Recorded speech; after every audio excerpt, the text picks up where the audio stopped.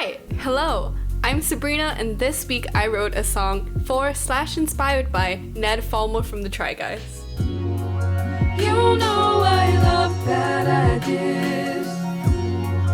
I need you to pull me back down to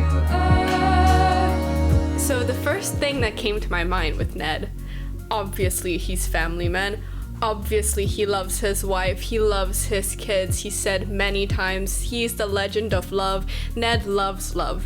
So I knew that I had to make the song kind of surrounding that whole premise. I personally do not listen to a lot of cheesy romantic songs a lot, so this was a challenge for me in terms of lyric writing. It took me a long time to really write the lyrics because I don't love cheesiness, but I felt that Ned Fulmer's personality needed a lot of cheesiness. My initial thoughts for this song was to write something kind of like a Taylor Swift song or a John Legend song. I tried to do that, but it was really difficult for me.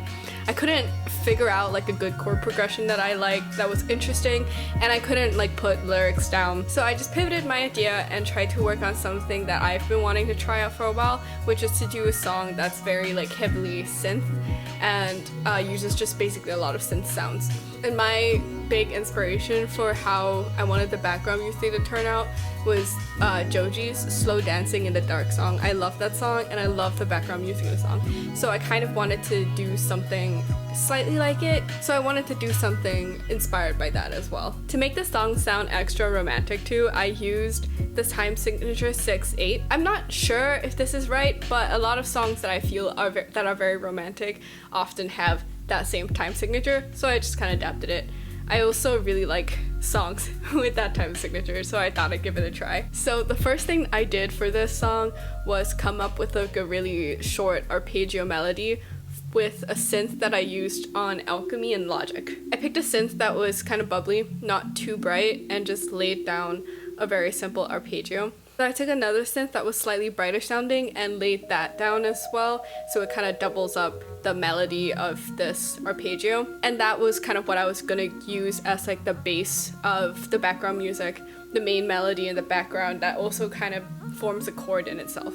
After that, I then just laid down a couple of chords in the background using, again, other synths. All the synths that I used were just from Alchemy. Alchemy has a ton of stuff. It has a ton of sounds, ton of samples. There are thousands of sounds in there if you download them all. So there's no need to like buy different VSTs if you're just starting out and you have Logic Pro. There's a ton. And so with all the synths in the background, I also wanted it to sound still like kind of like dreamy, still kind of spacey. I didn't want it to be like too heavy synth. And that's kind of why I used a lot more brighter synth sounds than a lot more mellow ones. That's like pretty much the like base, I would say, of the background track for the verses. For the chorus, I wanted it to be a lot more high energy, so I changed up the melody that these main synths were playing to be still an arpeggio, but one that just goes up. And I think that gives it a bit more of like a hyper feel. Rather than it being slow up and down. Oh, in the chorus, I also found this one synth that if you change the attack on it, it slowly opens up, and it's a very bright synth. So when you first play the chord, it sounds kind of mellow, but as you hold the chord down, it brightens up a lot, and I really like the effect. I thought it fit well with the other synths that I was using, so I just put that in there too for the chorus to make it a little bit more full.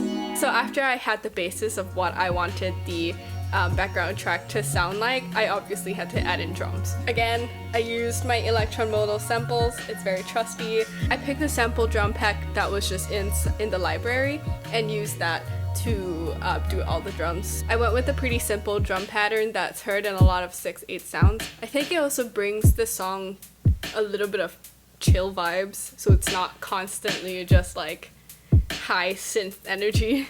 The bass I added was just, I don't remember if it was from Alchemy, but it was one that was just a sample track in Logic Pro. I wanted a synth sounding bass, but I didn't want one that was too heavy or too bright, so I kind of found one that was in the middle, where it had some of the brightness, but not too much. I basically wanted to add that like grounding aspect to a song using the bass, but I didn't want the bass to be too obvious and kind of distract away from the other parts of the music. So the song is structured much more like a regular song compared to my previous song for Quantity, where this song does have a verse 1, a verse 2, and 2 choruses. So the main difference that I tried to do with verse 1 and verse 2 has a lot more kind of like start and stop with the backing track. It makes more sense when you hear it, but a lot of other songs kind of do the same thing where most of the background like cuts out for a bit and the vocals are left kind of suspended. And I really like the effect. I think it gives a cool emphasis to certain lines of songs. So that's what I tried to do as well. So now let's get into the lyrics and how I wrote them. As I said in the beginning, I am not one to write or listen to songs with very, very cheesy lyrics. It's just not what I like. Honestly, watching a lot of the Tripod and the Try Guys talk gave me a lot more ideas for the kind of lyrics that I wanted to write. That being said, one of the things that Ned always says is that he loves bad ideas. Everybody says Ned loves bad ideas. That's like a key thing at this point. So went with that. And I think their pumpkin carving videos, Ned also says something along the lines of Ariel being a stabilizing influence. So I don't know how true that is. I just kind of did it and ran with it because it made for a good song. So the whole song then kind of became about this person who is like a free spirit, you know, never thought they would fall in love. That narrative trope that you've probably heard a bunch of times. That was an easy trope to write about, so I went with that. Another thing that we know about Ned is that he loves chemistry, you know. Went to Yale for chemistry and everything, and I just kind of named the song after that. I thought like perfect chemistry was just a good catchphrase, I guess. I don't think it makes any sense scientifically, but you know. So for the verses, I did the main melody a lot lower than in the chorus to, again, give that chorus a lot more of that hyper feeling and to make the chorus a lot more high energy. Another thing that a lot of songs about love that are very romantic have are a ton of harmonies. So I love doing harmonies. I decided to do them as well. Like the first half of the first verse, no harmonies. It's very chill, very stripped back. And I kind of like starting out the song that way. And then in the second half of the first verse, you get hit with a 3-part harmony. I really like when songs do that, where the harmonies kind of like come out of nowhere. But also I didn't want there to be harmonies on like every single word. I wanted the harmonies to be kind of used as a way to impact, to feel more romantic at some areas. For the chorus, I just layered voices singing the words, but on one note instead.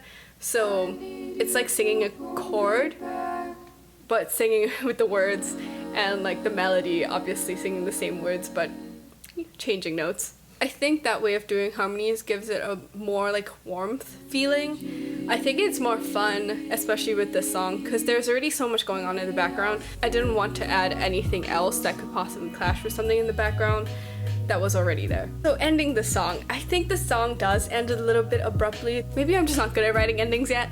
I'll get there eventually, but I didn't want to write another bridge or repeat the chorus again because it was already like 3 minutes and 30 seconds long.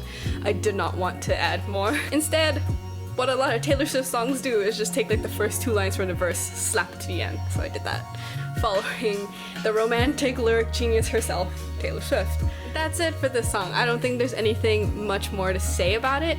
I hope you liked it. Please tell me what you thought about this video, about the song, about anything, about Ned Fulmer. I'll be happy to talk.